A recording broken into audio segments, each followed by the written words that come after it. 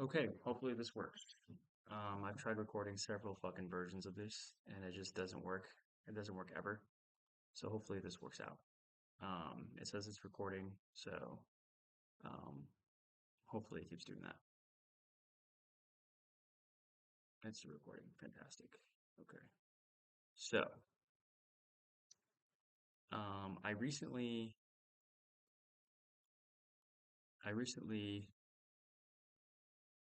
sorry about this. Let me take this out.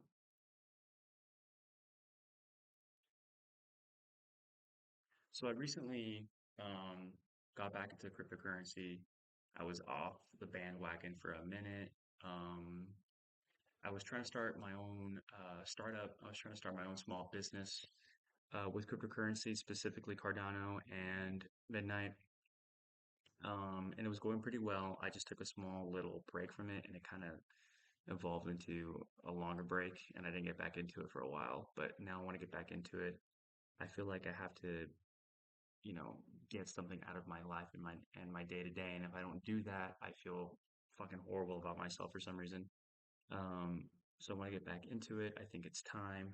So I was updating myself on the Cardano community and the crypto community overall, just to understand the technical fundamentals of what I'm trying to build within the Cardano community a lot better, so I'm up to date.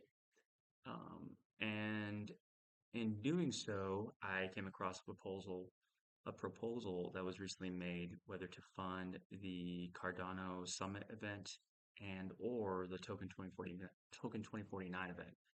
And it looks like the Token 2049 event won the vote to only fund that by like a super small margin, like 1%, something like that.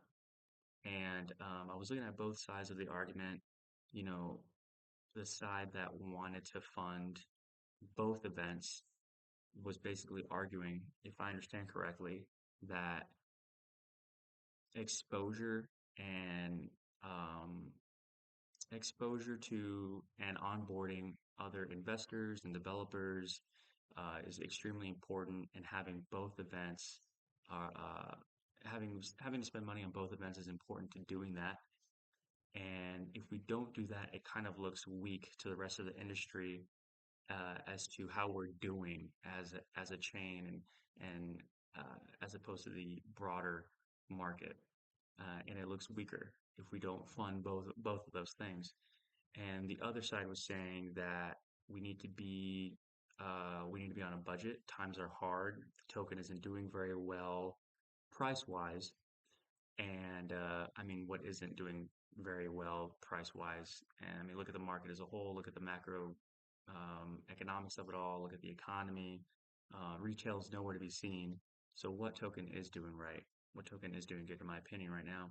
So, you can already tell I kind of agree with the latter half of the voters who voted in favor of only funding the Token 2049 event because we should have budget constraints. Um, it is everything about this industry and life in general is sink or swim, and I think that you should be able to adapt in order to survive, which is especially true in any business. And I think that Cardano needs to do exactly that. I think we need to focus on um, um, institutions adopting Cardano as a product and or Midnight as well over focusing on um, encapsulating a large part of the retail investor market because retail is nowhere to be seen. Like I said previously, I mean they're gone. I mean they have no money, and whatever retail is left, they're sticking to what they know, which is maybe Ethereum and other projects that are a lot bigger that provide a lot more liquidity and DeFi perhaps, which is only natural. But I think trying to go with the idea that we need to encapsulate as many retail investors and focus on that more is kind of a bad take because we've been doing that for a very long time. And Cardano was never really successful in capturing a large part of retail investors. It always went to uh, Bitcoin or shit coins, meme coins, Ethereum, So the plan is never, that idea, that approach has never worked in the past. What would, how would that approach work now in times like these? So in order to adapt to survive, I think we need to focus on acquiring institutional investors. We need to focus on building that environment for them so that we can eventually capture retail investors down the line. I know that there's some criticisms, some discrepancies about taking that approach, especially by not funding, by focusing on institutions. We're not focusing on grassroots funded development and developers in general. So resources aren't allocated to them as much, and I get that that's an issue. I understand that I completely, and it should be addressed somewhat, but it shouldn't be our main goal as a competitor in this industry. I think we need to focus on how we survive, how we get our technology out there because it's so good, because it's the best in my opinion. It's been so well researched and so well funded in all the right places. So let's keep doing that. Let's keep funding it in all the right places. And that is for institutional adoption. Um, that's what's going to allow us to survive and continue surviving and beating out everybody else because um, because we have to, because we have to.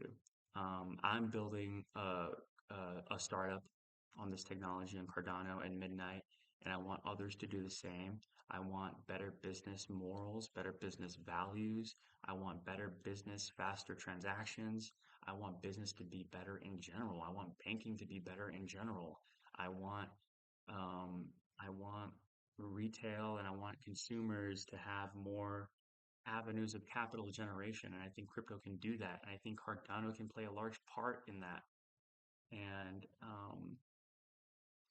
I think with this funding proposal, whether to fund the Cardano Summit and the Token 2049 not happening and only funding Token 2049, I think that is a good thing. And I think it shows budgetary restraint. And I think it shows a will from the community to want to continue and not um, fuck this precious thing that we have going for us up. I think it's a good thing, and I think it's a good idea. I think the vote went in the right direction, but that's my take.